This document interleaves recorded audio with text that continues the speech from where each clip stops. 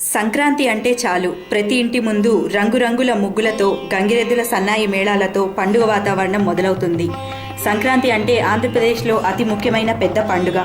సంక్రాంతి పండుగకు ఎన్నో కార్యక్రమాలు చేపడతాం. అందులో ముఖ్యమైనది రంగవల్లులు.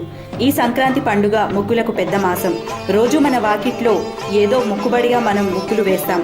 కానీ ఈ సంక్రాంతి మాసం నెల రోజులు కూడా వివిధ రకాల రంగురంగుల ముగ్గులు వేస్తాం.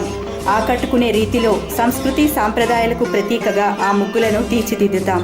ఈ ముగ్గులు కేవలం ఇళ్ల ముందు మాత్రమే కాదు, ఏ శుభకార్యం జరిగే దగ్గరైనా దేవుణ్ణి ప్రతిష్ఠించే చోట్ల కూడా వేస్తాం.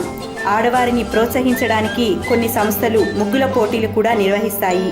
ఆ పోటీలకు మహిళలు దూర దూర ప్రాంతాల నుండి వచ్చి ఎంతో ఉత్సాహంతో పాల్గొని కనువిందు చేసే రంగుల ముగ్గులు, సంక్రాంతి శోభను తెలిపే రంగవల్లులను వేస్తారు. ఈ రంగవల్లులు కేవలం కనువిందు చేయడానికి కాదు, ఇవి మనకు సందేశాలు కూడా ఇస్తాయి.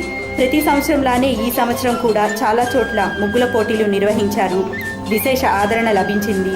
రంగురంగుల సందేశాత్మక ముగ్గులను మహిళలు తీర్చిదిద్దారు.